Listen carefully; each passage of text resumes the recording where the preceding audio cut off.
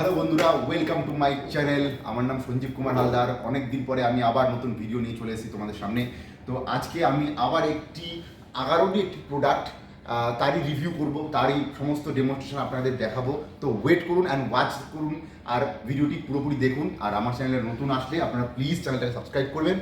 এবং আজকে আমি দেখাবো 11র স্যুপ মেকার, 11 ব্র্যান্ডের স্যুপ মেকার, যেটা নিয়ে কাস্টমারদের খুবই প্রশ্ন যে তারা এটা ইউজ করতে গেলে অনেক সমস্যার সম্মুখীন হয়। তো আজকে আমি সমস্ত সমস্যা দূর করে দেবো আপনাদের মাইন্ড থেকে, বা আপনাদের পুরো দেখিয়ে দেবো কীভাবে এটা ইউজ করতে হয় মেইনলি। কেন, যেহেতু এটা একদমই নতুন লঞ্চ করেছিল, আমাদের 11তে তো সমস্যা সবার একটু বুঝতে অসুবিধা হচ্ছিল, এবং আমাদেরও এটা বুঝতে প্রথম অসুবিধা হয়েছিল, বাট আমরাও শিখেছি জিনিসটা কীভাবে ইউজ করতে হয়। তো সেটাই আপনাদের সামনে আমি তুলে ধরছি আজকে।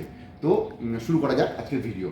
তো এটা হলো 11 soup maker, elite soup maker. আপনার নামটা জেনে রাখবেন, এলিট স্যুপ মেকার 11। যে কোনো জায়গায় সার্চ করবেন বা স্টোরে গিয়ে আপনি জাস্ট বলবেন 11 এলিট স্যুপ মেকার আমার লাগবে, তো তারা এটা বার করে দেবে।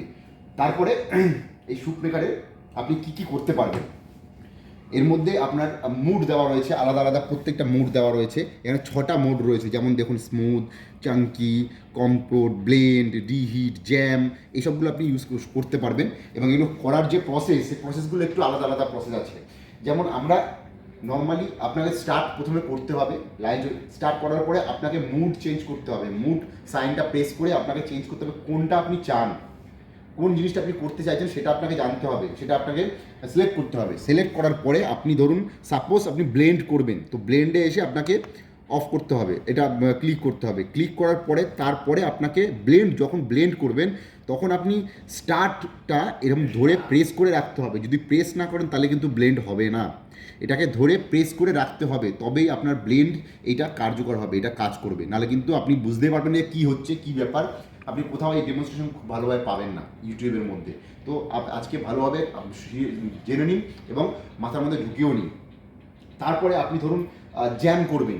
জ্যাম করার জন্য কি করতে হবে, আপনাকে মুডটা সিলেক্ট করে আপনাকে ডাইরেক্ট একটু হোল্ড করে প্রেস করে দিতে হবে, আপনার জ্যাম তৈরি হয়ে যাবে। সেরকমই আপনি স্মুথ বলুন, আপনি চাঙ্কি বলুন, কম্পোর্ট, সেগুলো আলাদা আলাদা ওই রকমই জ্যামের মতনই আপনি ওগুলো করতে পারবেন। কিন্তু ব্লেন্ডটা একেবারেই ডিফারেন্স আছে। তো ব্লেন্ডটা আপনাকে ওই ধরে প্রেস করে রাখতে হবে, যতক্ষণ রাখলে ততক্ষণ হবে, ছেড়ে দিলে মানে আমরা যেমন মিক্সার গ্রাইন্ডারে আমরা পালস যেটা ইউজ করি সেই রকমই এটাতে ইউজ হবে। আপনি ধরে রাখলেন, ব্লেন্ড হচ্ছে, ছেড়ে দিলেন, অফ হয়ে গেল, এরকমই ব্যাপার।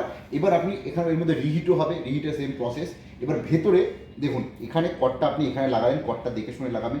আর জল থাকলে আপনার এটা জল সেফটি পারপাসে বলে দিচ্ছি, এর মধ্যে যদি আপনি ধরুন ধুলেন বা ওয়াশ করলেন, যখন জল থাকবে তখন কিন্তু আপনি জ্যাকটা লাগাবেন না। এটা সবাই জানেন, তবুও আমি একবার বলে দিচ্ছি। হ্যাঁ, তারপরে এই দেখুন ভেতরে আমাদের কাজটা কীরকম হয়। ভেতরে জিনিসটা এইরকম, এই হচ্ছে ব্লেড, যেটা দিয়ে আপনি স্যুপ বা যে কোনো কিছু করবেন। তো এটা এই ব্লেডটা ঘুরবে, তার ফলেই হবে জিনিসটা। তো এই ছিল ওভারঅল। আর এর মধ্যে দেখুন আরেকটা জিনিস, এর মধ্যে মিনিমাম আপনি কতটা ঢালবেন আর ম্যাক্সিমাম কতটা ঢালবেন সেটাও লেখা রয়েছে। এর বেশি কম কিন্তু করবেন। মিনিমাম ঢালবেন আপনি 800 ml আর ম্যাক্সিমাম 1000 ml, এখানে মেনশন করা রয়েছে, সেটা আপনি ফলো করবেন।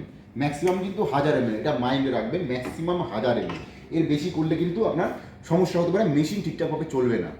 আরেকটা জিনিস যেটা খুব ভেরি ইম্পর্টেন্ট জিনিস, যেটা হলো আপনার ধরুন স্যুপ করছেন বা যেটাই করছেন, আপনি ধরুন 2 মিনিট কি 5 মিনিটের আপনার জিনিসটা হয়ে যাচ্ছে, হওয়ার পরে কিন্তু এই জায়গাটা হিট হয়ে যায়। হিট হওয়ার ফলে এই জায়গাটা গরম হবে, সে গরম নিয়ে যে গরম হয়ে যাচ্ছে জিনিসটা খারাপ হয়ে যাবে এরকম কিছু ভাবার দরকার নেই, এরকম কোনো টেনশন নেবেন না। ওটা জাস্ট প্রসেসটাই এরকম, তাই গরম হয়ে যাচ্ছে। কিন্তু আরেকটা জিনিস, গরম হলে কিন্তু অটো কাট হয়ে যাবে, তখন ভাববেন না যে অটো কাট হয়ে গেল কেন, খারাপ হয়ে গেল কি, এইসব ভুল ধারণা। হ্যাঁ, তো সেই ধারণা থেকে আমি আপনাদের সচেতন করছি।